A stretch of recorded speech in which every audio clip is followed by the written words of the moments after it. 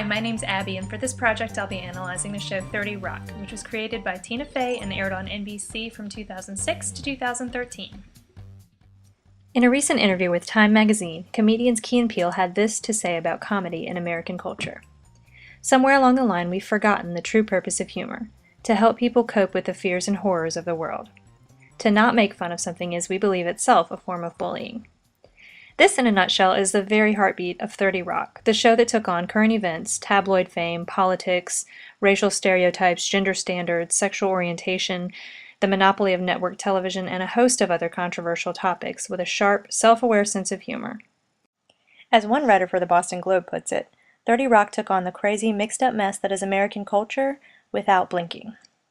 Known for its bizarre comedy, quick-moving and often politically charged dialogue, and endless celebrity cameos, the niche comedy show had historically low ratings for a primetime TV show on a network and a somewhat small following. But critics adored the show, and throughout its run, it won 39 awards and was nominated for 145. The setting of the show is basically behind the scenes on the fictional set of a comedy sketch show called TGS with Tracy Jordan, played by the ever-unpredictable Tracy Morgan. 30 Rockefeller Plaza is the setting for the production of TGS and also serves as home base for the show's wild cast of characters.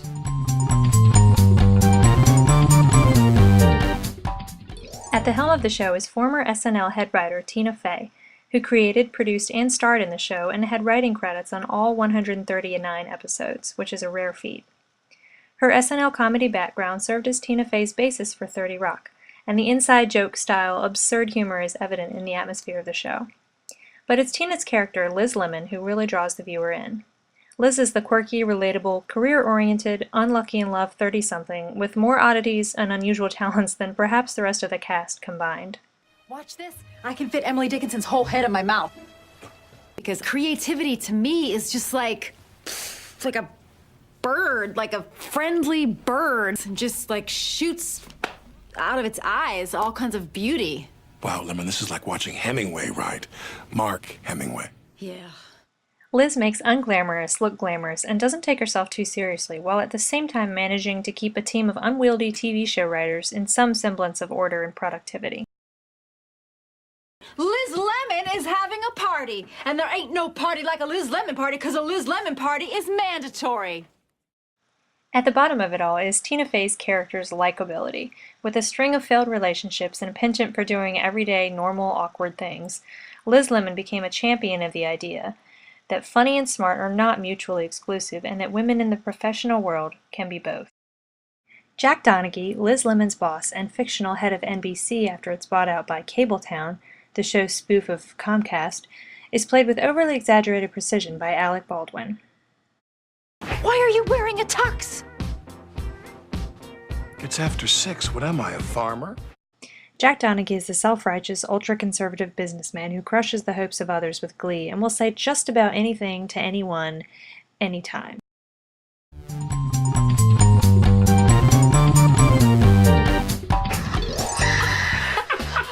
That is the cutest thing I've ever seen. Isn't that adorable? You have to fire 10% of your staff, not like you. You have the boldness of a much younger woman. Although Liz is initially intimidated by Jack, by the end of the show the two have developed a working relationship based on sarcasm, dislike, and buried deep down, a good deal of mutual respect. Tracy Jordan, the show's wild card. I love this cornbread so much I want to take it behind a middle school and get it pregnant. Tracy provides part of the show's outrageous, utterly ridiculous comedic relief. You eat from your own table, remember? Our food is separate. Separate! I'll kill you, white devil!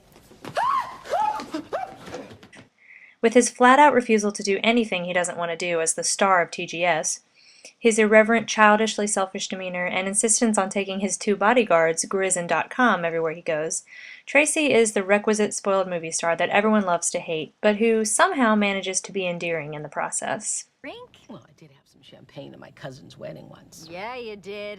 To Oprah. My name is Pam. The show featured countless guest stars over the years, including many political figures, as well as actors. How did the show with nominal audience ratings gain such lucrative guest appearances? For one thing, the chance to work with Tina Fey and Alec Baldwin was hard to pass up. As one reviewer of the show noted, It had smart wit and enough craziness to keep viewers guessing, and a cult following permanently dedicated. Some have described the show's distinctive office rocker brand of humor as an acquired taste. Interestingly, while the show never had high ratings, it had staying power. As mentioned before, the show did have a devoted cult following, and that, combined with the celebrity of Tina Fey and Alec Baldwin, were big contributors to the clout the show needed to stay on air. Probably the most important element of the show, and what it was best known for, was its unabashed political expression. It has been called one of the most political sitcoms on TV. This quote from Matthew Gilbert at the Boston Globe is long, but it truly sums up the political balance the show struck.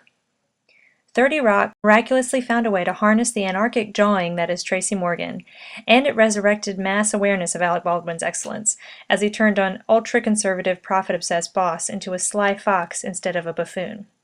Just as Liz was more foolish than liberals would want, she once sexually harassed the leader of her sexual harassment course to get time off from work, Jack Donaghy was less foolish than liberals would want.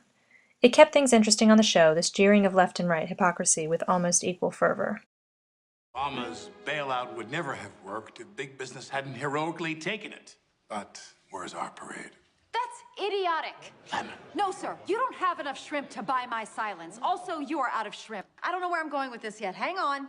Hang on. Oh, that's right. The whole Texas Board of Education thing that I don't fully remember. Ladies and gentlemen, this is Elizabeth Lemon. And this is what we're up against. If we do not defeat Obama, then people like my little friend here will destroy this country. So add a zero to whatever you were planning to give for Romney, for America, for anyone but her. What the hell, Jack? I thought you said I was your chum. You are my chum.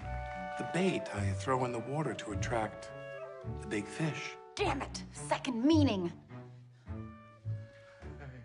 One of the most interesting and unique aspects of the show is the element of having two co-stars with apparent friendship chemistry who never actually sleep together, but instead forge a strong bond as friends, mutually respect each other as co-workers, and happily end up with other people, thereby proving, at least in the world of show business, that men and women can in fact be just friends.